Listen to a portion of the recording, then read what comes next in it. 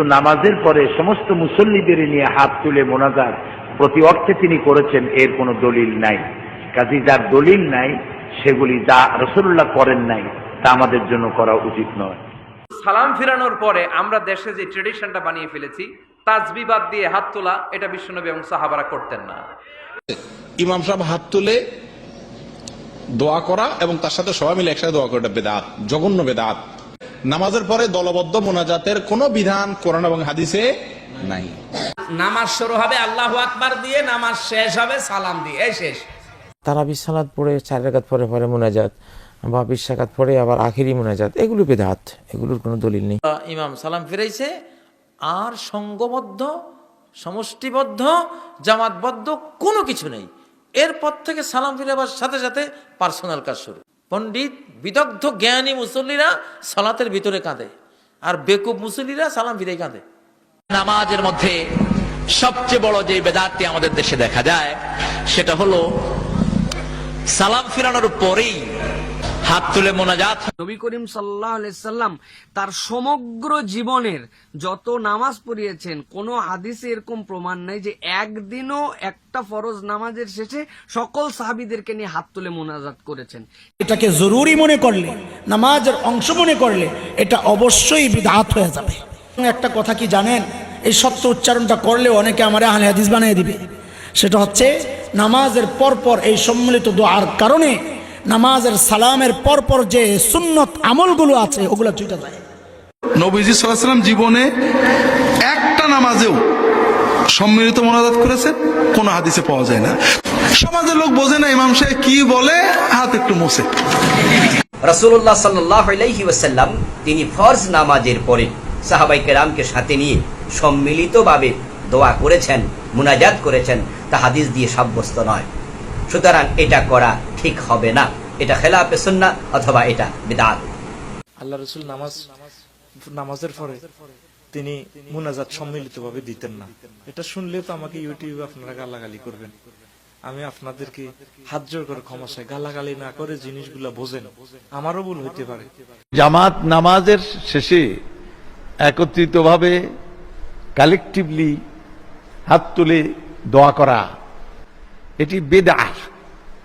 রাসূলুল্লাহ সাল্লাল্লাহু আলাইহি ওয়াসাল্লাম তিনি কখনোই নামাজের ফরজ নামাজের পরে সম্মিলিত মুনাজাত তিনি করেন নাই। রাসূলুল্লাহ সাল্লাল্লাহু আলাইহি ওয়াসাল্লাম যে আমল করেন নাই সেই আমলে কখনো বরকত বা কল্যাণ হতে পারে না।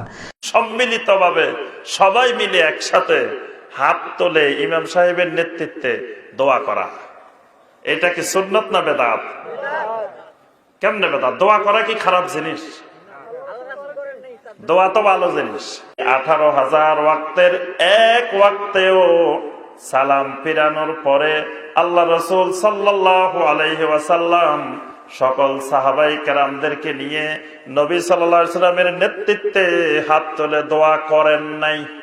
এটাই হলো সুন্নাত আর বেদাতের দলিল। এখন কেউ যদি বলে মিয়া দোয়া করতে আল্লাহ রাসূল নিষেধ করছে কিনা, নিষেধের হাদিস দেখান। তো নিষেধের হাদিস যদি থাকতো এটা তো আর বেদাত হইতো না, এটা হারাম হয়ে যেত। আল্লাহ রাসূল সাল্লাল্লাহু আলাইহি ওয়াসাল্লাম করেন নাই, এটাই দলিল। সম্মিলিত মোনাজাতের যে জায়গাগুলো রাসূল সাল্লাল্লাহু আলাইহি ওয়াসাল্লাম করেছেন সেই জায়গাগুলোতে আমরা সম্মিলিত মোনাজাত, যেমন আমরা বললাম যে সালাতুল ইস্তিসকা, বৃষ্টি প্রার্থনা নামাজ, অথবা ধরুন চন্দ্রগ্রহণ সূর্য গ্রহণের নামাজ, এই সকল জায়গাগুলোতে আমরা একত্রিতভাবে মোনাজাত করতে পারি। অন্য জায়গায় যাতে আমরা এগুলো না করি। যে জায়গাগুলোতে সকলকে নিয়ে মোনাজাত করেননি সেখানে যদি আমরা সকলকে নিয়ে মোনাজাত করতে চাই তাহলে দুটো প্রবলেম হবে। একটি প্রবলেম হলো রাসূলের সুন্নাহর ভায়োলেশন হচ্ছে, দুই নম্বর হচ্ছে মোনাজাত তো একান্ত আল্লাহর সাথে কথোপকথন। ফরজ নামাজের পরে দোয়া করা যাবে কিনা, আমাদের যেটা স্টাডি সেটা হচ্ছে না করা। আমাদের মদিনা ইউনিভার্সিটির সমস্ত শাইখ, একজন শাইখকেও দেখিনি এই কাজ করতে। যেগুলো নগদ বেদাত বেটা, তওবা করে ফিরে আসতে হবে এখান থেকে। শুধু ফিরে আসা নয়, হুজুর জাতির সামনে দাঁড়িয়ে তওবা করতে হবে, ভুল হয়েছে আমার, এই কথা বলা ছাড়া আপনার কোনো বাঁচার পথ নেই। নামাজের পরে সবাই মিলে হাত তুলে দোয়া করলে পাপ হতে হবে। রাসূলকে অপমান করা হবে, রাসূলকে অপমান করে কেউ জান্নাত কেনার চেষ্টা করিয়েন না, ভুল সিদ্ধান্ত। রাসূলুল্লাহ সাল্লাল্লাহু আলাইহি ওয়াসাল্লাম সালাতের পরে যে প্রক্রিয়ায় সামষ্টিকভাবে লোকদেরকে নিয়ে যে মুনাজাত করা হয় তাকে এই ধরনের কোনো মুনাজাত করেছেন মর্মে কোনো সহি অথবা দঈফ অথবা মিথ্যা এই ধরনের কোনো বর্ণনা হাদিসের কোথাও আসেনি। এটা যে বেদাত 800 বছর যাবৎ সালাফি বিদ্বানগুলো বলে আসছেন। ইবনে তাইমিয়া বলেছেন ফাহুয়া বিদআ, এটা বেদাত। ইবনুল কাইয়িম বলেছেন এটা তো বেদাত, এর পক্ষে কোনো হাসান হাদিসও নাই, সহিহ হাদিসও নাই। তারপরে ইবনু বাজ বলছেন ফাহুয়া বিদাতুম মুনকারা, এটা নিকৃষ্ট বেদাত। শেখ উসাইমিন বলছেন বিদাতুন বিলা শাক্কিন, নিঃসন্দেহে বেদাত। শেখ আলবানী বলছেন যে বিদাতুন লা আসলা লাহু, এটা বেদাত, এর কোনো শরীয়তে ভিত্তি নাই। এইভাবে সালাতের পরে একসাথে সম্মিলিত মুনাজাত করা রাসূলুল্লাহ সাল্লাল্লাহু আলাইহি ওয়াসাল্লাম সাব্যস্ত নেই, অথবা কোনো সুনির্দিষ্ট ইবাদতের সাথে হচ্ছে নিয়ম করে নেওয়া হচ্ছে যে এইভাবে মুনাজাত প্রতিদিন করা হচ্ছে, তাহলে সেটাও বেদাত হবে।